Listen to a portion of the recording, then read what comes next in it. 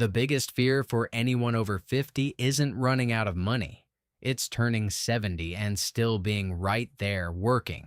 Not because you chose to, but because life forced your hand, with no real alternative on the table, and nobody ever warned you this could happen to you too. And if you think the answer to that fear is simply saving more, working a few extra years, tightening the belt a little harder, that belief, specifically that one, is exactly what's going to keep you working until you're 70. Not because saving is wrong, but because saving more was never really the problem. Man, that's you, isn't it? You've run those numbers 1,000 times in your head. Late at night, stuck in traffic, in the shower, in those minutes before falling asleep when your mind just won't let you rest. And every single time, you land on a different answer, because none of that math is looking at the right thing. You're not behind because you didn't save enough. You're behind because you spent 20 years solving the wrong problem, thinking it was about how much you tuck away every month when the truth was always something else. Something far quieter that nobody in 20 years ever pointed out to you directly. Ever felt that? That moment when you check your statement, see a number that looks decent, respectable, even comfortable, and a chill still runs through your stomach anyway.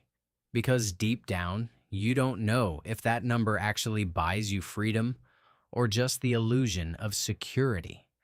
Right up until the day the illusion runs out. There are 7 financial rules that decide on their own whether you get to stop working when you want to or get forced to keep going until you're 70. No real choice on the table. Almost nobody hits all 7, and the reason has nothing to do with intelligence or effort or how much you make a month. In the next few minutes, I'm going to show you exactly what those 7 rules are and the exact moment you'll understand why you worked so hard for so long and still feel this far from where you should be at this stage of life.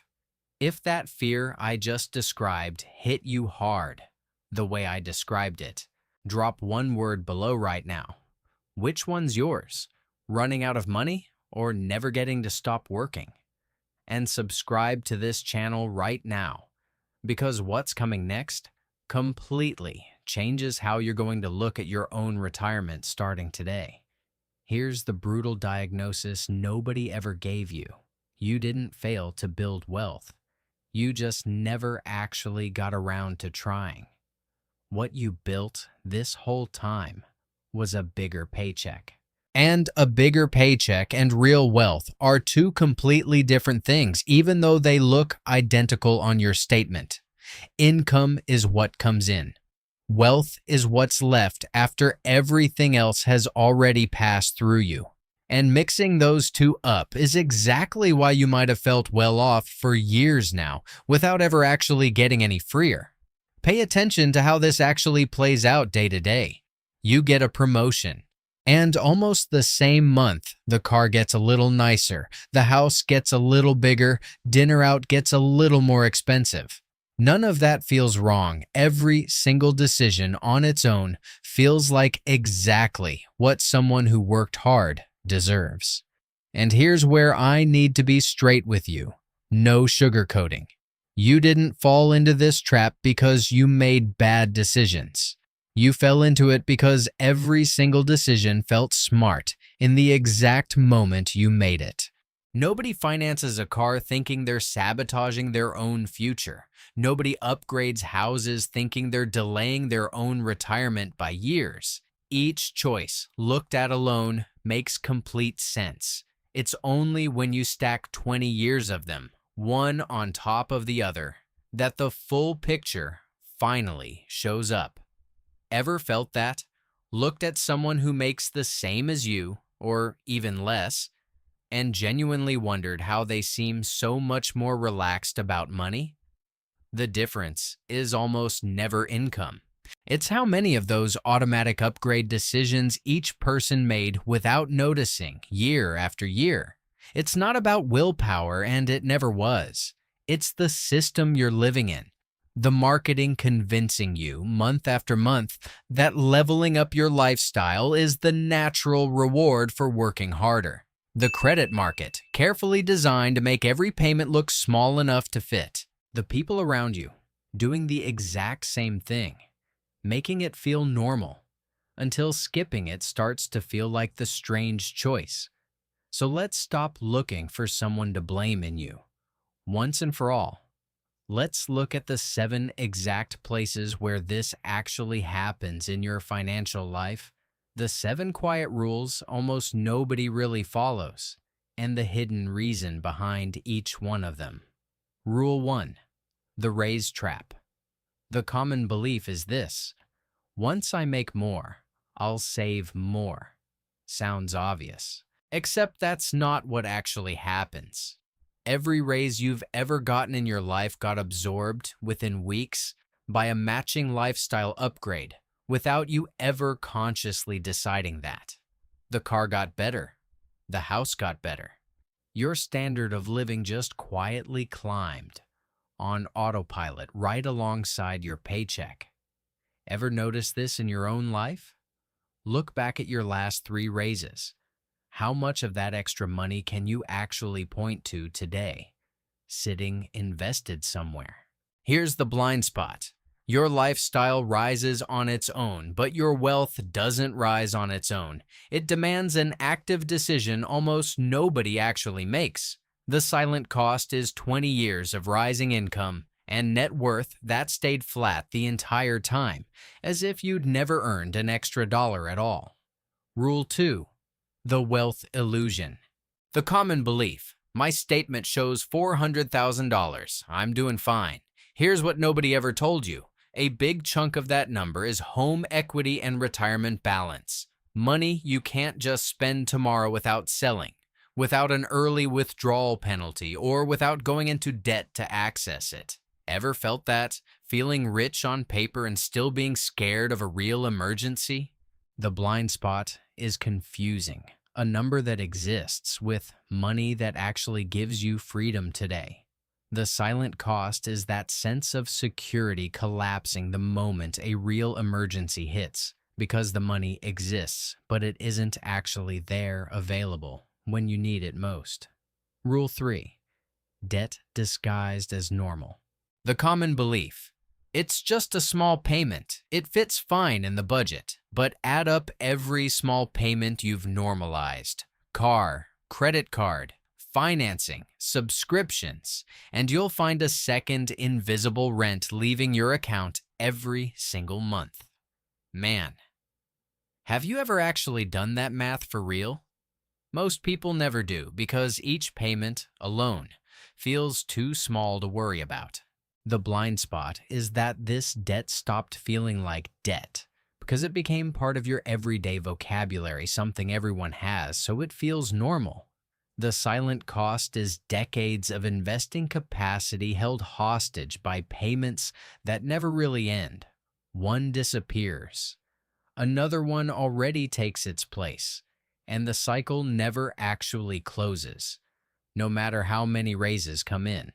Now, pay attention to this because it changes everything that comes next. Everything you're about to hear. I need to show you the other 4 rules fast because they connect directly to what's coming, and together they complete the whole picture.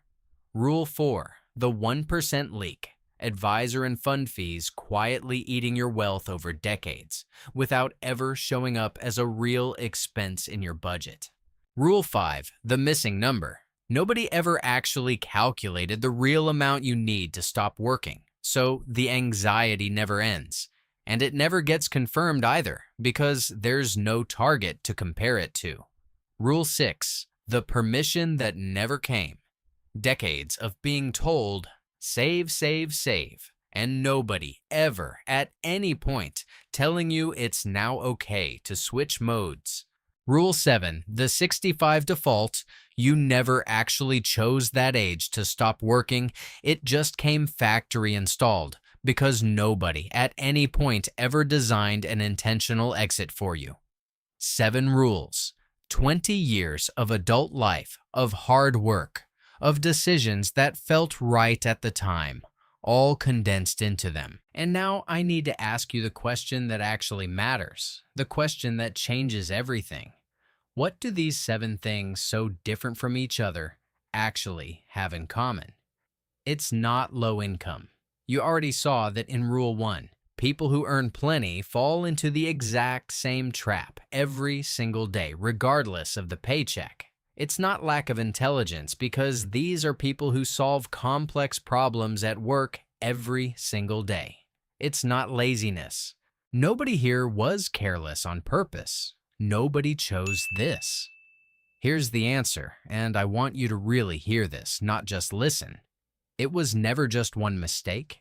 It was 7 quiet decisions, repeating for 20 years, with no alarm ever going off, because none of them, on their own, ever looked dangerous enough to grab your attention. My God, that's it. That's exactly it. It was never about how much you make. It was never just about how much you invest. It was never just about your debt. It was the invisible combination of all of it at the same time, repeating year after year for 20 straight years, deciding without your knowledge, without your consent, whether you'll work until you're 70 or not.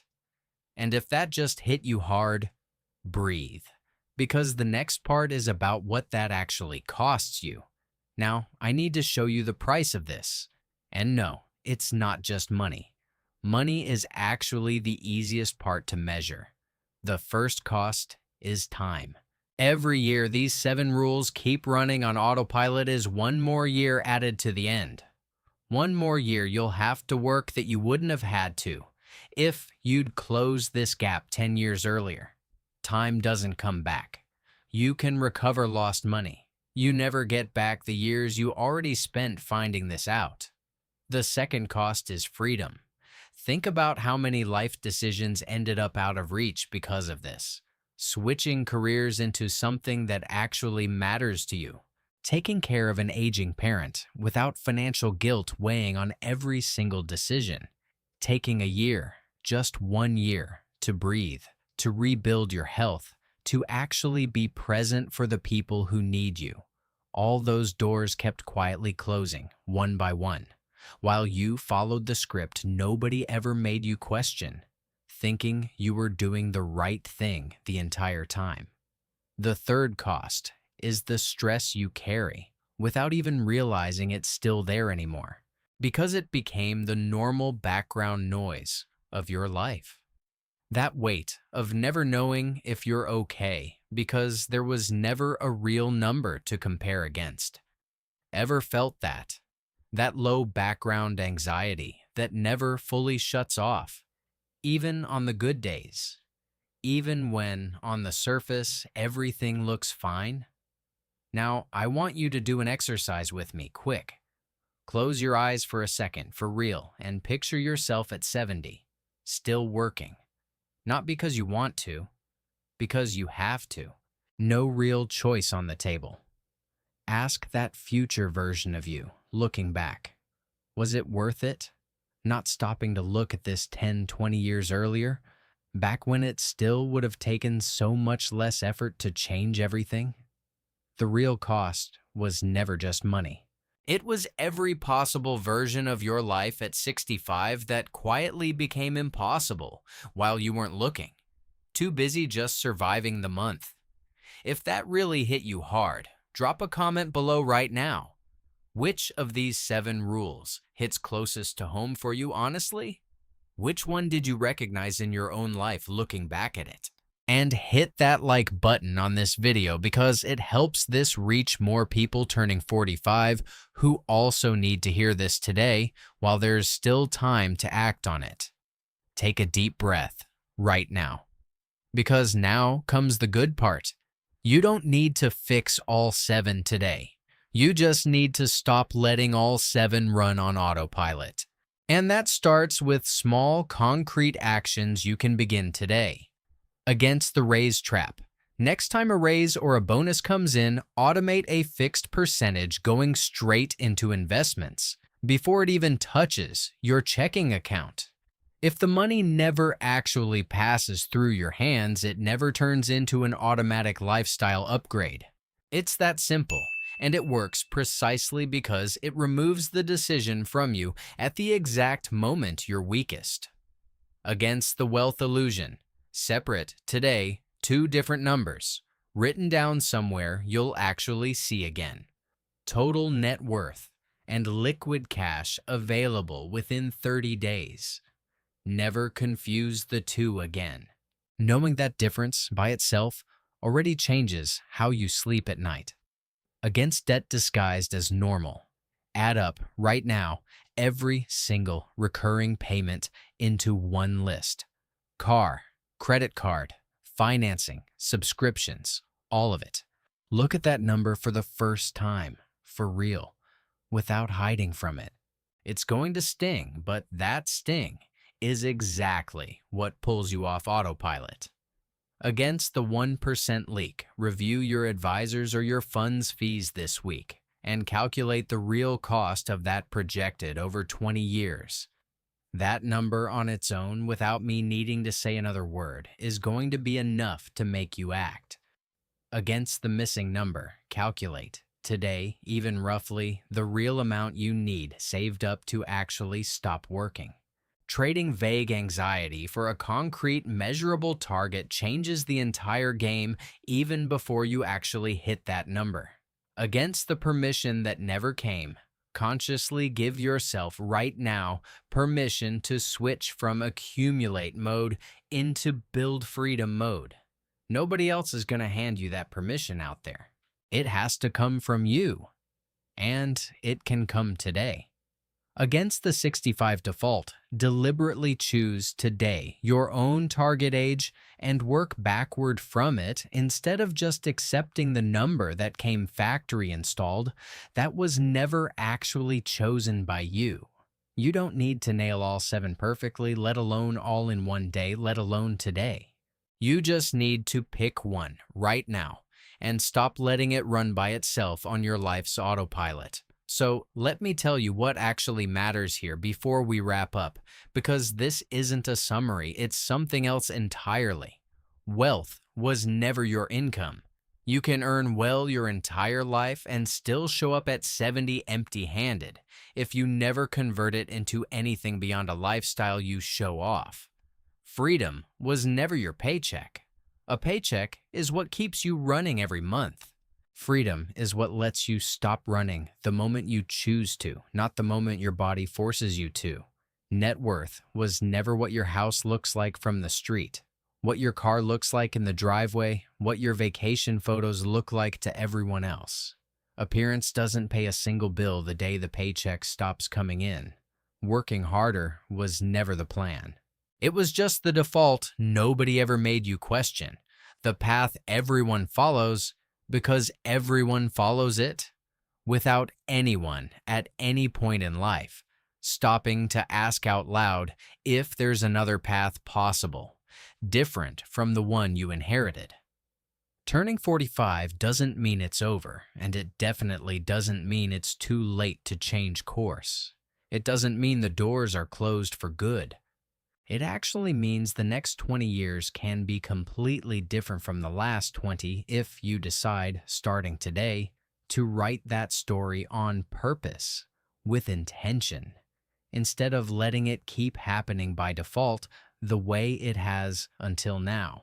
The 7 rules you just heard aren't a verdict on who you are, and they're definitely not a verdict on what you're worth as a person. They're just the map of what was invisible until now. The map nobody ever handed you before today. And now that you've seen that map, you can't pretend you didn't. If you want to know exactly how to evaluate each of these 7 areas in your own life with real clarity without waiting on anyone else's permission to start, the next video showing up on your screen right now is the direct continuation of this one. The practical step-by-step that turns these 7 rules into real action. This week, not next year, not whenever there's time for it. The question was never, and never will be, Whether you'll work until you're 70 years old, the real question is whether you'll still be choosing that for real, on purpose, or whether nobody simply ever gave you the real chance to choose something else.